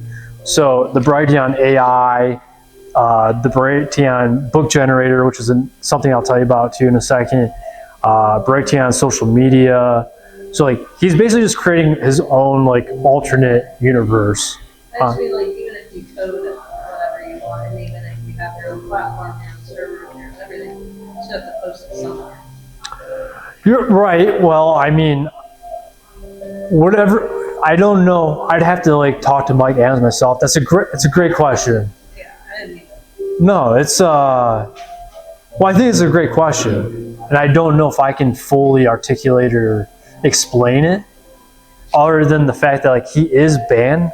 So like, I just heard him in a podcast the other day of like talking about his banning on YouTube. Like, I'm going to try post this on YouTube, but since I'm saying the word Mike Adams, I'm saying the word Health Ranger, like, I'm assuming by nature they're going to flag this and they're going to take it down. But I'm going to go post it on Rumble. I'm going to go post it on Brighteon. I'm going to go post it on Gab. You know, these are smaller alternate platforms, but in a decentralized world where we need to be, where we need to position ourselves, like those are the places that we're going to have free speech still. We're going to be unbannable in these areas, unless they get bought out by Bill Gates or Elon Musk or somebody, right? And then maybe they can get banned again. But he's creating his own space online where, as long as you know where to access it, he's not gonna be banned, I guess. Yeah. And so there's always gonna be access to it. And I think the real thing that he tries to get across is you need to learn how to prompt the AI engines, and it's about being as specific as you possibly can be. For instance, like I'm feeling pain in my left kidney, and it feels like this. Why am I feeling this pain, and how could I supplement my diet to relieve myself of this? Like if you could be as specific as possible, you're going to prompt it to give you a better answer. And then, like, even when you get that, even if you ask like a very broad question, well, it might trigger something for you to be more creative in asking it in a different way and attacking it from different angles. And so then you're going to get a more curated response each time you plug it in. So it's not like don't one-shot your question and say, well, there's the answer. I have everything I need in life, you know? It's going to take several attempts to get the desired results you want. But this will get better as we progress, because the more we use it, the more it's learning based on our interactions with it as well. And he's going to keep feeding information into it to learn from. So I think you and I talked about like Jay something Seymour. He's author of some homesteading book. He's from England, right? So like he's pumped. Maybe if he hasn't already, maybe he'll grab that book and throw it into his engine, and then it's just within a second. We don't really have to read every single part. I mean, I still have the book. I can still go look at it, but you know, you're going to more likely have your phone on you more so than carrying that book everywhere you go. And so if you're just talking to somebody in the public sphere, you might be more likely to just pull out your phone and say, hey, let me help you out with this. And based on Joel Salatin's approach to homesteading and agriculture, how should I raise my chickens properly? You know, like that would be a very specific prompt to ask it to get the results. And you guys could ask on the in a hemp realm question, you know, and see what kind of answers you get. Like I did it the other day just for funsies, and so I was gonna maybe we can do that here in a minute, and just maybe see what it curates, and you can say, well, there's a lot of truth, or it's full of shit, you know, or maybe I should ask it to do a question to get a better result, right?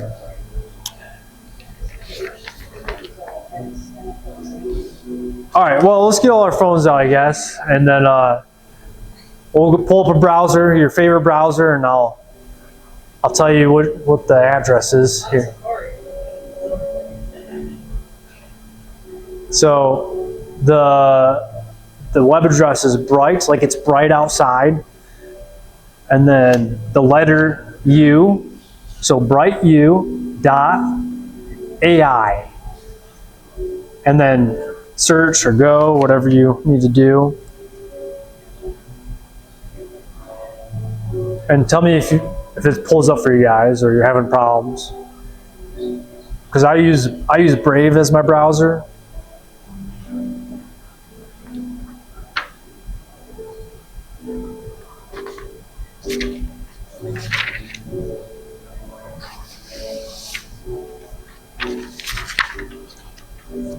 All right, just let me know when everybody's there, and we'll prompt it.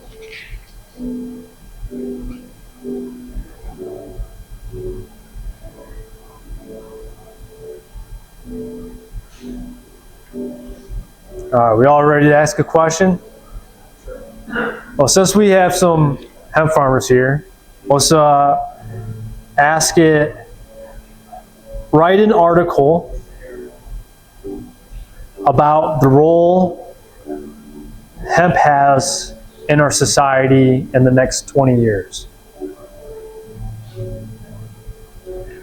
I'll repeat that. Write an article about the role hemp has in our society in the next 20 years. And then when you guys are ready, submit it and see what it pulls up.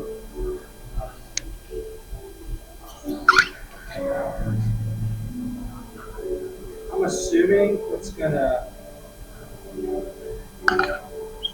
talk about probably CBD, but it's gonna talk about hemp and grain a lot. Textiles? Yeah, which is something that we don't do, Sure. but if I had the land and infrastructure, definitely. Yeah. Because it's too easy. Growing hemp for seed and fiber. Like clothing. Yeah, rather than, because we grow for flower productions for CBD oil. It's a, For like linen. yeah, when you're growing for, that's actually called industrial hemp. So when you grow for industrial, it's a totally different ballgame than when you're growing for flower oil. Just like on the mound or just the process. The process, the plant, how you take care of it, how you harvest it, everything.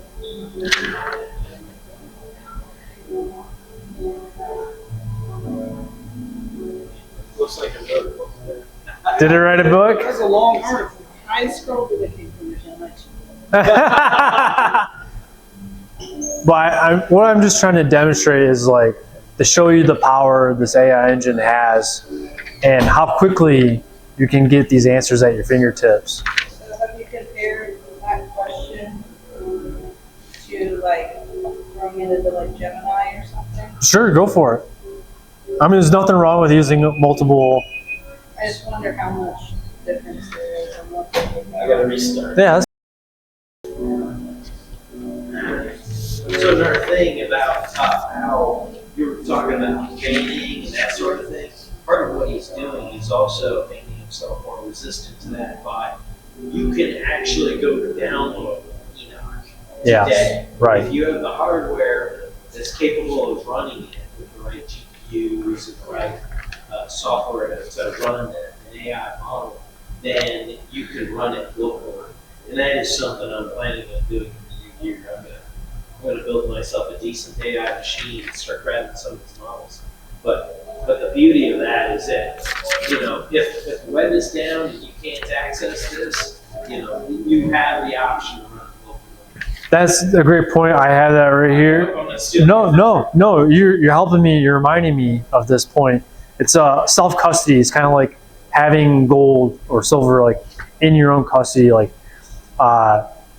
no bank can like bail your money in and like you're gonna have a complete loss. Like if you download his engine onto your computer, like All it does is you can download all of the software to run without internet. Yeah. See, that's like, Yeah. the model. that's pretty sick. right, exactly. I didn't know That that. makes Yeah. it even better. That's Right. What he's offering is Yeah. that much better. Yeah. Because I'm kind of anti-AI, but that aspect of it, where it's disconnected from the internet, Yeah. it's just a personal information AI. And it's only trained in these categories, right? I like that aspect. And it's, But it depends on what books you feed into it, right? right, right. The base training he used is a lot better than what you're getting out of Silicon Valley today, because they've got a lot of woke nonsense in the base training of those models, that even if you give it a bunch of books and stuff to read, It has default. that stuff will still rise up to the surface, but because he did not use their models. He actually used a Chinese model to avoid That's kind of Silicon Valley's crap. A Chinese model, The base model like for for the AI. programming. Yeah, so I mean, we'd have to get into more detail on it, but you've got a base model that does some of the reasoning and all of that. And what happens is when it comes out of Silicon Valley, he actually did a video on this where he was calling American AI, he used the term retarded. And what a lot lot of it's because of what's in the base model is that it's hard to overcome that because it's in the foundation of the AI. So even as you layer training on top of it, that junk will still float up to the surface. But because he chose to go away, because the Chinese aren't bought into all that crap. You might say they're bought into some other things we don't like, but but on the whole, for this, it works a whole lot better as a result. Right. That's like the updated version of downloading Wikipedia on the hard drive. Yeah, That's more convenient. Yeah, yeah. exactly. The other thing is it's not as big as all the training because of the way the models are built. You don't have all the books in there. You've got Specific what it's boiled targeted down to. information. Yeah. You've got the way the model, it's like a neural network that's been built off that data. It is more efficient than having the stack of books. And I am with you 100% of like, I don't fully trust AI. Like, I think there's a lot of net negatives that are going to come from it. And there's like the one thing that's like horrific that's happening already today is it's telling kids to off themselves. It's demonic. It is very demonic. All of the root of AI, the planet AI, Right. like how AI came to be in our universe. Right. Sure. So I think we can all agree there, but then like if you understand like what Mike Adams has done to curate this specific engine, Your phone can be bad too. right? Exactly. Well, his point was like, well, what about all the hundreds of thousands of people that die each year from chemotherapy when they could have done something much different? Whatever the actual healing process could have been for that person, like, it's very horrific that there is a whole bunch of children that are offing themselves and stuff, and it's demonic, whatever. But, there's a lot of things that are killing us and targeting us in society. And so, although I have my defenses up to AI, I think there is a beneficial use where like it saves me a whole day's worth of work to doing the homework, which could take 3 seconds. Because it's Something like that. That's the first time I've ever been like, I'm into that. Simply Right. because it's purpose built and it's not connected.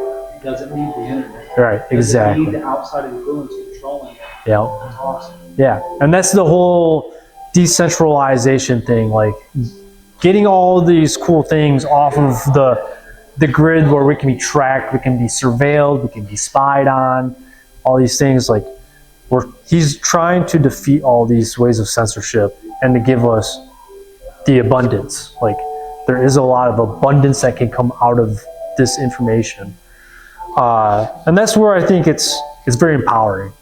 And I just think that, I'm going to just repeat this from him. Like, there's just a lot of humility in moving forward with this because we all have a limited set of knowledge and time. And, when you have something as powerful as Enoch AI, like, it's a game changer. And especially when you can download it and off the servers. There's like a small window of reinventing ourselves because it is going to displace a lot of society, middle management, customer service, desk jobs, in a lot of cases, labor, accounting, law practices. Like our human cognition is like becoming more expensive because our society is becoming more expensive. But like the cost of the artificial intelligence cognition like is becoming cheaper and cheaper and cheaper, and so like it's going to be heavily involved in our lives whether we like it or not. And it's just a matter of like, well, which road are we going to choose? Are we going to choose the demonic AI version, or are we going to choose something that is going to be beneficial and abundance oriented, right? I think that's just kind of the key difference here. And I think it's already been a huge game changer in my life, and that's why it's one of those things that like I want to express to everybody else.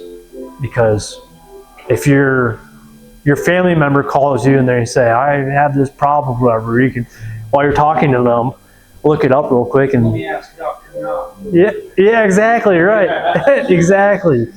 And whether you tell them or not, like maybe you give them the information that helps them. You know, I still see a lot of reluctancy. Like I've given this to some family members. I've given a lot of my family members a lot of what I would call the answers, the cheat codes to life, I suppose. Like I've made all these huge errors and I've learned from these errors, and here's the real answer, and this is something maybe we should all apply to our lives. And this is one of those things I've expressed of like, you have these problems, why don't you ask Enoch these questions, and maybe you'll have a better answer, or at least take the answer to the doctors and question your doctor about it. See what they have to say about it in a response, right? But, you know, I don't know what the hesitation is. Like, if Mike Adams says this, like, if you are using this engine and you think like you feel stupid, or it's not even a word, you feel less knowledgeable or less capable of using it, like you're using it wrong.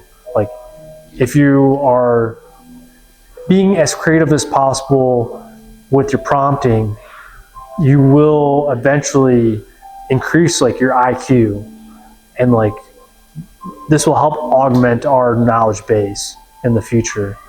And one thing that they talked about was doctors. So they did this experiment with doctors, and they were just diagnosing via like an x-ray scan or whatever, like a very specific condition.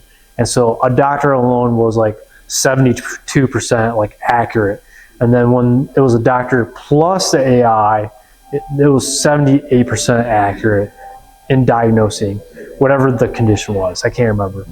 But you take both of those away and you just put AI into diagnosing the thing alone, it was like 92% accurate at the diagnosis. And so like AI is the cognition is far superior than we are. Like they're curating. Mike Adams has curated thousands of books, millions of articles and PDFs, whatever, you know, to make this engine capable, right? Like its cognition is more abundant than like what I have. I could never explain anything in the realm of homesteading in the way that this engine could, or probably ever will. So I guess it's like just using it as a tool, remembering it's just a tool to add to our tool belt in our daily lives, and just give it a shot, and maybe there's some good, not positive, that you're going to get out of it. I think that's kind of the gist of what I wanted to explain from it. I mean, there's so much more. I mean, I listened to endless podcasts of him describing his own engine and stuff. But again, that's like, he's the genius, the engineer, and I'm just the average Joe guy. And we need to fill the gap of like, how do you connect the worlds together, but to offer like what he's doing, which is, in my opinion, saving humanity. Does anybody? Oh, the book generator. He just came out with a new one. So right now it's only open to people that have these tokens purchasing from his store, but eventually he will open it up like this, where we can each individually create our own books on the fly, and it will produce some cover art, as long as you produce the title, the contents, like the structure of it, I guess, the table of contents. It will, based on all the knowledge base inside, it will write a book for you. And so it's like much in the same vein as this, but you know, it's a book generator. So you want to learn everything about mushrooms, like, well, you can have it create a whole book about mushrooms and cultivation of it and foraging or whatever. And obviously, again, it's like you would have to comb through it, and you know, maybe there's some information that might be off. If you wrote a book about hemp in there, you might find a few things you might tweak and change in the book, right? But overall, it's supposed to give you pretty close to the real answer as, you know, a human might do. And so there's a lot of really cool things going on in the world. There's a lot of scary things going on in the world, but as long as we don't let the fear inhabit us, which in my opinion would be like Satan talking to us in our head, that would stop us from maneuvering and positioning ourselves in the future with the abundance and survival. You know, I see a tidal wave of terrible things coming, but you know, don't get caught up in the wave, you know. I think there's ways to avoid it as much as possible.